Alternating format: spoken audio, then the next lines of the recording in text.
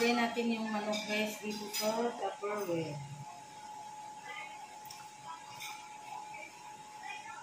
At ating ilalagay sa ref.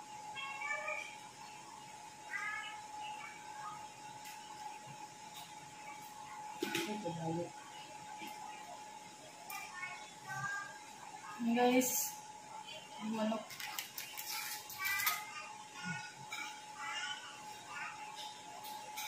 Ano yan, Iya?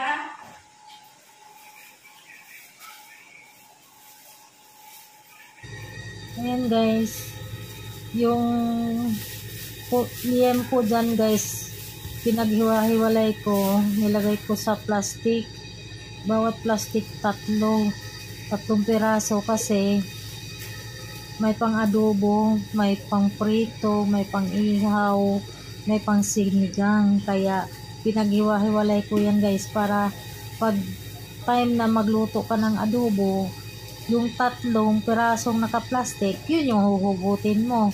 Pag gusto mo naman magprito, yung isang plastic, tatlo din yung laman, pamprito din siya. Kaya maganda yun guys kasi pag nagluto ka, madali mo nang makuha. Kaysa magkasama silang lahat, hiwa-hiwalayin mo pa ang tigas ma-frozen. Kaya ganyan ang ginawa ko guys, ko sila, pinaghihiwa-hiwalay para madali mo nang makuha at madali mo nang iluto. Hindi lahat yung ilalabas mo sa freezer. Maglabas ka man, isang plastic lang, tatlo yung laman, yun. Kasi tulad namin, katulad ko, ako lang lagi sa bahay o sa gabi, yan, tatlo kami, kaya tag-iisa. Pero hindi rin naman maubos namin yung guys, yung tatlong piraso kasi malalaking hiwa po yung yung liem po. Ayan, binalot-balot ko na yan. Nilalagay ko na sa isang plastic, tatlong pirasong liem po. Ayan guys, kaya makita mo dyan talagang baga hati-hati yan, tatlo ng tatlong piraso. Ko guys kung ilang plastic yan, parang nasa 8 piraso, 8 plastic yan. Kaya matagal din yan maubos namin kasi mga anak ko lang naman guys mahilig sa baboy. Ako naman okay lang sa akin ng gulay, kahit anong gulay, basta gulay. Tsaka isda. Guys, malalaking hiwa kasi yan guys Hindi ko na rin siya tinimplahan guys ng para pang ihaw. Pwede naman siya pang ihaw guys yan. Hindi ko na rin siya tinimplahan ng pang ihaw guys kasi yung simpleng ihaw lang, yung pwedeng asin lang ang ilagay.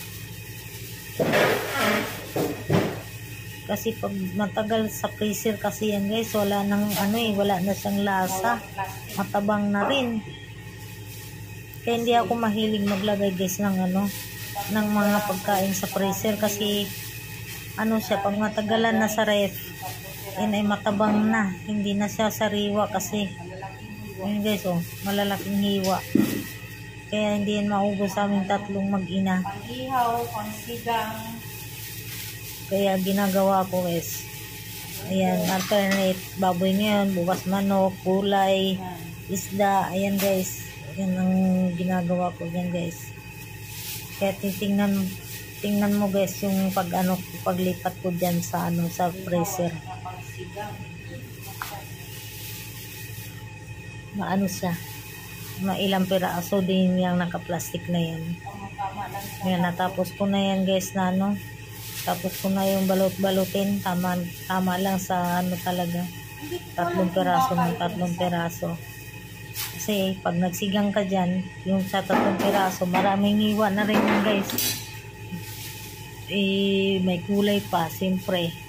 Yung buhat ko yun na guys, yun yung yun yung baka na hiniwa-hiwa ko rin yan guys, yung baka na yun. Yun yung ginagawa kong pares. Kaya lang naputol naman yung aking guys, yung aking video. Kaya guys, yan, matagal. Ayan kasi guys, ilalagay ko pa yung mga guys kasi yung binalot kong baboy, ilalagay ko pa sa press. sa freezer. Ayan guys, lalagyan lang natin ng joy yung ating lagay ng sabon. Ay, Kaya mahirap din guys mag ano eh. Mahirap din mag tagaluto, tagalinis. Ako lahat na sa kusina guys, ang hirap. Maraming trabaho. Yan guys. diba tayo mo nga yung ilaw, sayang yung kuryente.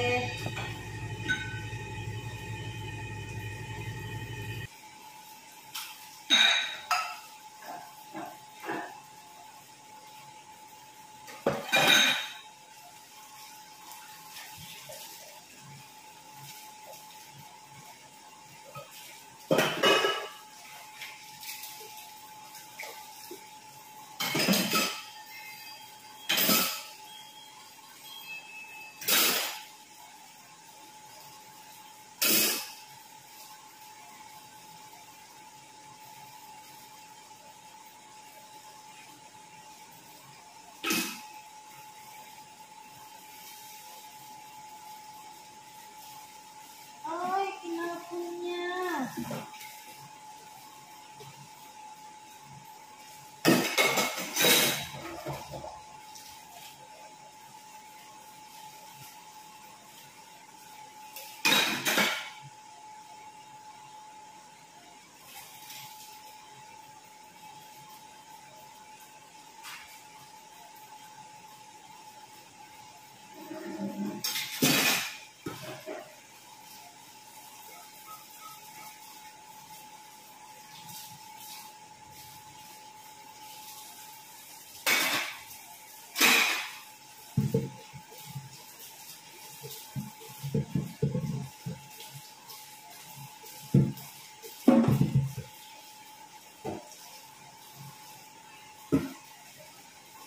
Guys,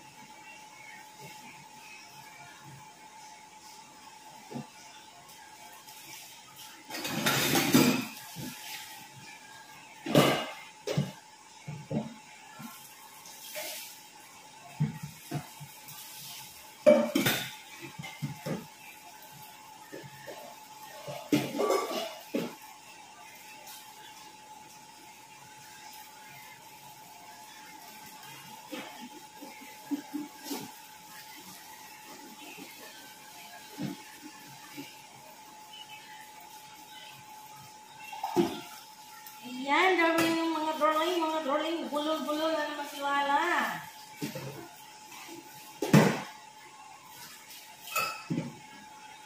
Bulol na naman.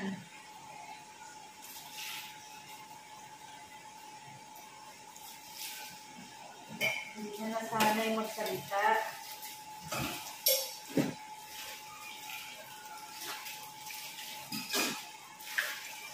Nasa natin ito guys kasi linisin ko yung hindi ko alam kung baka itong nasa isang plastic.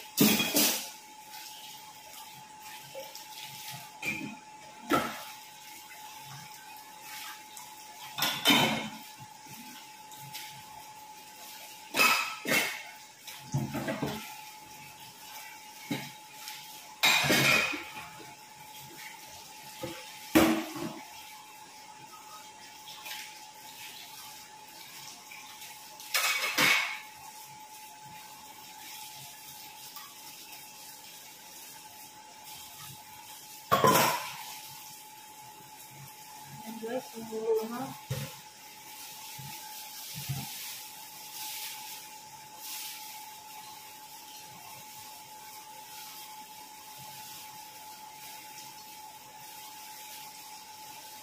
Lagyan natin ng bubol yung plastic guys. Para hindi malangaw. Sinako natin sa basurahan. Mahirap na pag maraming langaw ang basura. Lumilipad yung mga bangaw.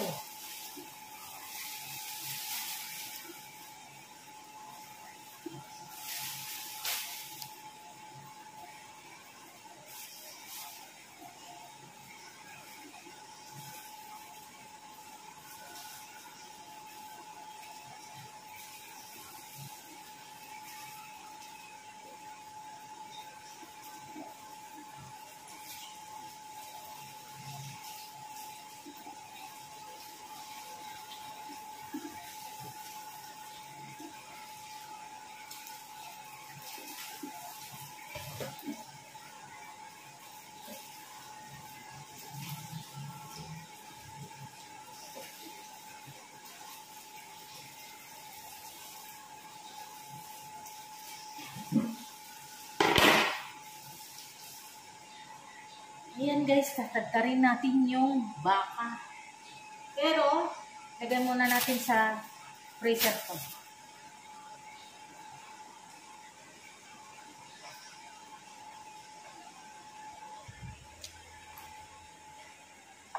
Ayan guys.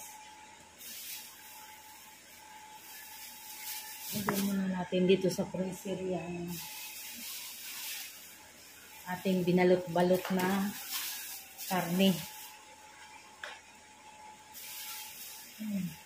Kumbaga guys, binahin-bahin ko na to para pag nagluto ako, isang damputan na lang sa plastic. Magluto ako, isang ganito. O isang ganito yung kukunin ko. Tama na yan. Pwede siyang pang-ihaw, pang sinigang, pang-adobo. Yan. Pwede siya guys. Kaya, hinahin-bahin ko na para hindi siya mahirap. Kasi pag hindi mo yan hindi mo yan ilagay sa plastic guys, yung binukod-bukod, mahirapan ka kasi pag ano siya, kapag niluto mo yan, pag niluto mo yun guys, matigas mo siya kunin sa plastic. Kaya mas maganda yung ano na siya.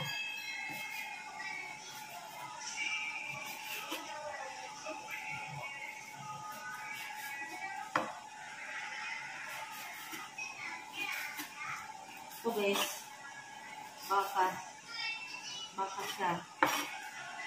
May gagawin ako dito guys. Kaya lang palalambutin pa natin ito ng matagal na palambutan ko guys.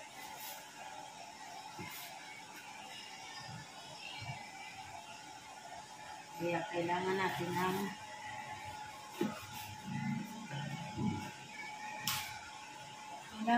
guys i-prepare natin siya.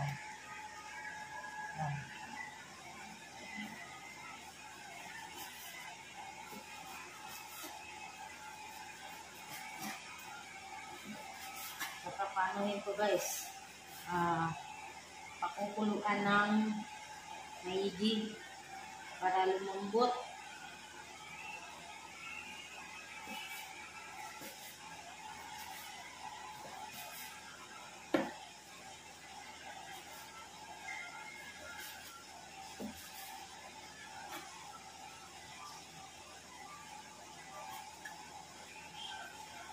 Thank you for watching.